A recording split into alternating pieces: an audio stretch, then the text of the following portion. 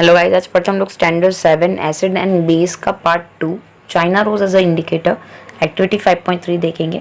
Collect some China rose petals and place them in the beaker. आपको China rose के petals लेने हैं और उसको बीकर में डाल देना है।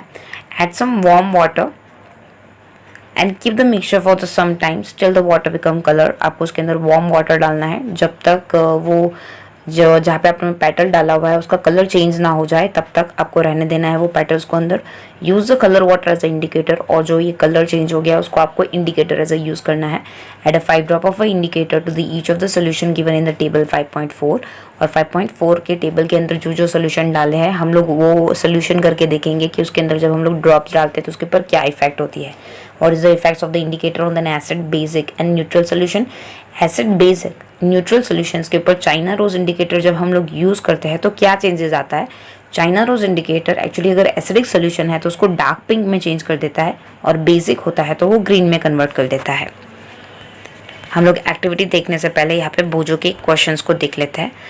यहाँ पे बोजो बोलता है, now I understand why the turmeric stain on my white shirt is turn to the red when it wash with the soap.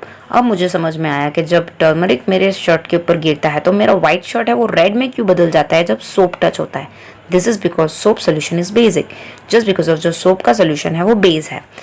नीचे की हम लोग एक्टिविटी करेंगे 5.3। यहाँ पे सारे टेस्ट सॉल्यूशंस को हम लोग को टर्मरिक की इफेक्ट डाल के बतानी है कि टर्मरिक सॉल्यूशन जब हम लोग टेस्ट के सॉल्यूशन में डालेंगे तो उसके ऊपर क्या इफेक्ट होगा उसके बारे में। पहला है लेमन जूस। लेमन जूस का टर्मरिक सॉल्यूशंस के अंदर जब ऐड करेंगे तो कोई चेंजेस नहीं होगा। रिमार्क लिखेंगे, it's acidic in nature. Orange juice के बारे में बात करेंगे, वहाँ पे भी नो चेंज, हम लोग लिख सकते हैं एसिडिक इन नेचर। विनेगर के बारे में बात करते हैं, जब टर्मरिक सॉल्यूशंस को विनेगर के अंदर ऐड करेंगे तो होगा, कोई भी चेंज नहीं होगा। रिमार्क में लिखेंगे acidic change just because of they are acid. Milk of magnesia change to red just because of it's a basic. Baking soda देखेंगे, baking soda it's turn to red, हम लोग रिमार्क में लिखेंगे it's a basic. Lime water देखते हैं, it's change to red, remark में लिखेंगे basic. Sugar देखते हैं, शुगर में कोई चेंजेस नहीं होगा, रिमार्क में लिखेंगे इट मे बी एसिडिक और अ न्यूट्रल। कॉमन सॉल्ट के अंदर भी सेम ही रहेगा, कोई चेंजेस नहीं होगा just because of it's acid और द न्यूट्रल।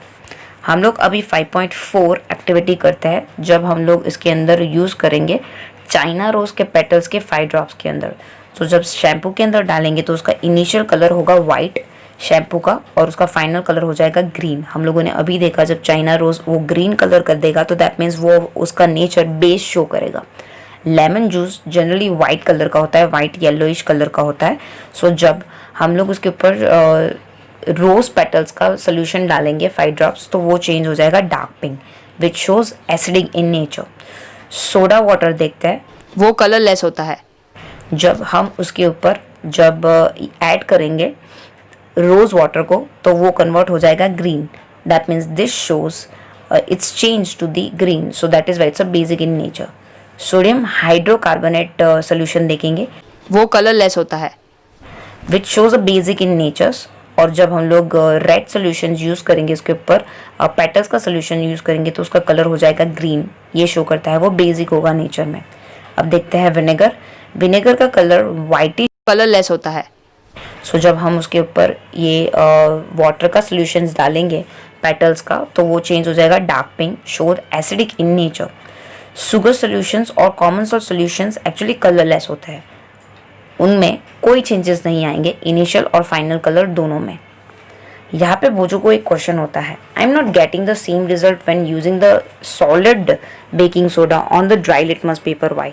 वो बोल रहे हैं कि जब सॉलिड बेकिंग सोडा मैं ड्राई यूज़ करता हूँ, सॉलिड यूज़ करता हूँ तो ड्राई लिटमस पेपर पे कोई इफेक्ट नहीं आती, क्यों। तो पहले उसका सवाल का जवाब देते हुए बोलते हैं, मेरे को solution of baking soda then dry, पानी थोड़ा ऐड कर लो फिर ट्राई करो तो आपको सोल्यूशन मिल जाएगा उसका। Paheli bots following Paheli riddles for you. Coffee is brown and the bitter in taste, is it an acid. Bitter taste होगा तो बट ऑब्वियस वो बेस होगा। Don't give the answer without any test, you are in the dark with this test. और आप test करके उसका answer दे सकते हो, मैंने आपको ऑलरेडी उसका जवाब दे दिया, that is of a base.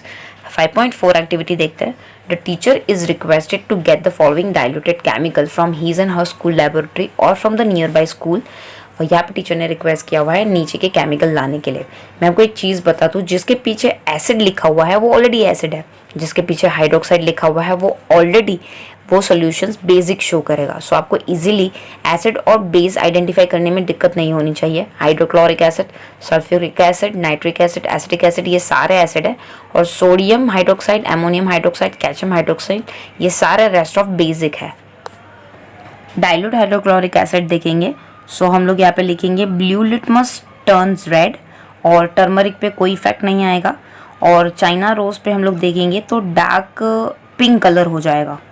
Next देखते हैं sulphuric acid. Sulphuric acid blue litmus paper को रेड कर देगा, टर्मरिक पेपर पे कोई इफेक्ट नहीं आएगा, और चाइना रोज सोल्यूशन में वो डार्क पिंक हो जाएगा। Nitric acid blue litmus paper को रेड कर देगा, टर्मरिक सोल्यूशन में उसका कोई चेंजेस नहीं आएगा, और चाइना रोज पे वो चेंज हो जाएगा डार्क पिंक, क्योंकि वो एसिड है, सो एसिड सारे डार्क पिंक में चेंज होंगे। एसिटिक एसिड के बारे में बात करेंगे, ये ब्लू लिटमस पेपर को रेड में कन्वर्ट कर देता है, कोई चेंजेस नहीं आता है टर्मरिक पेपर पे, और वो चाइना रोज सोल्यूशन में डार्क पिंक में कन्वर्ट हो जाता है। अब सारे बेसिक के बारे में बात करेंगे। ये रेड लिटमस सारे तीनों के तीनों, सोडियम हाइड्रोक्साइड, अमोनियम हाइड्रोक्साइड और लाइम वाटर, तीनों के तीनों रेड लिटमस पेपर को ब्लू में कन्वर्ट कर देंगे। टर्मरिक सोल्यूशन पे वो रेड टर्न हो जाएंगे, और चाइना रोजेस पे हम लोग सोल्यूशंस करेंगे तो ये they turn to the green. Are you familiar with the terms acid rain? आपको एसिड रेन तो पता ही होगा। Have you ever heard about the damaging effects of the acid rain? आपने एसिड रेन के बारे में, डैमेज के बारे में भी पढ़ा ही होगा। As a name indicate, the rain containing the excess of the acidic is the called the acid rain. जब रेन के साथ बहुत ज़्यादा एसिड मिक्स हो जाता है तो उसको एसिड रेन बोलते हैं। Where do this acid come from? ये सारा एसिड कहाँ से आता है? The rain become acidic because carbon dioxide, sulfur dioxide, nitrogen dioxide dissolve in the raindrops to form the carbonic acid. हवा में जो carbon dioxide, sulphur dioxide, nitrogen dioxide होता है वो रेनड्रॉप के साथ मिक्सड हो जाता है, और वो carbonic acid, sulphuric, nitric acid, ये सारे रिस्पेक्टिव एसिड्स क्रिएट कर देते हैं। जब ये बारिश के साथ मिक्सड हो जाते हैं तो एसिड बना देते हैं। Acid rain can cause damage to the building, historical monument, plants and animal. जो एसिड रेन होता है वो बिल्डिंग को, हिस्टोरिकल मॉन्यूमेंट को, प्लांट और एनिमल को नुकसान पहुंचाता है। क्वेश्चन देखते हैं। Great care should be taken while handling laboratory acid basis because this are corrosive in the nature, irritating, harmful to the skin. जब भी आप लेबोरेटरी के जो भी डिवाइसेस है, एसिड है, बेस, उसको ध्यान से संभाल के यूज़ कीजिए, क्योंकि ये आपकी स्किन को इरिटेट कर सकता है या फिर स्किन के लिए हैजार्डियस हो सकता है। Demonstrate the effects of the 3 indicators on each of the 5.5 solution, जो हम लोग ऊपर सोल्यूशंस के फॉर्म में देख के आए। न्यूट्रलाइजर्स देखते हैं। We have learn the acid turn the blue litmus paper red and base turn the red litmus paper blue. हम लोगों ने देखा अभी कि एसिड ब्लू लिटमस पेपर को रेड में कन्वर्ट कर देता है, और जो बेसिस है वो रेड लिटमस पेपर को ब्लू में कन्वर्ट कर देता है। हम लोग देखते हैं जब दोनों के अंदर चेंजेस नहीं होते हैं, मतलब जब भी एसिड और बेस मिक्स होते हैं तो क्या होता है। We are going to use the indicator you have not use so far, it's a phenolphthalein. मतलब फेनोफ्थैलेंस एक टाइप ऑफ नैप्थलीन बॉल जैसा आता है, वो हम लोग यूज करेंगे एज अ इंडिकेटर। 5.5 एक्टिविटी देखेंगे to be demonstrated by the teacher in the class, ये टीचर परफॉर्म करेंगे। Fill 1/4 of the test tube with the dilute hydrochloric acid. आपको एक टेस्ट ट्यूब लेनी है, उसको 1/4 भर देनी है हाइड्रोक्लोरिक एसिड से। नोट डाउन इस कलर, उसका कलर नोट डाउन करना है। Note down the colour of the phenolphthalein solution also. आपको फेनोफ्थैलिन कलर, उसका कलर नोट डाउन कर देना है पहले।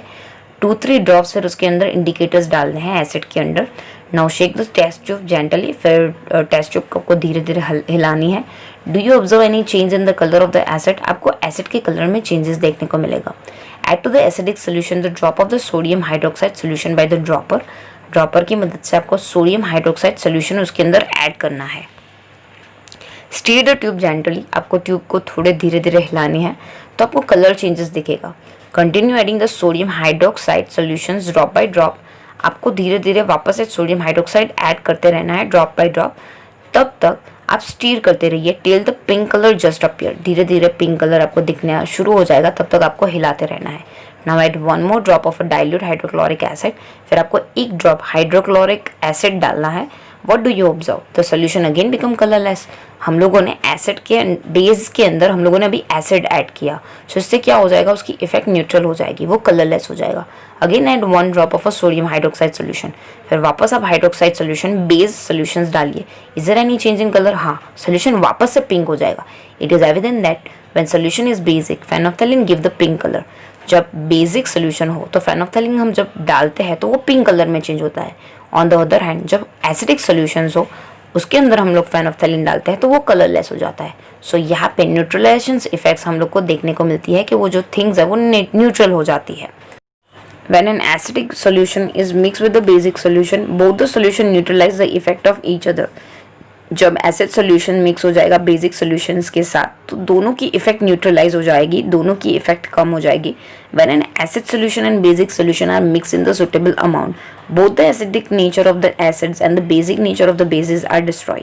सो उसका अमाउंट एग्जैक्ट होना चाहिए, एसिड जितना डाला है उतना ही बेसिस जाना चाहिए, उसकी वजह से दोनों की इफेक्ट डिस्ट्रॉय हो जाएगी।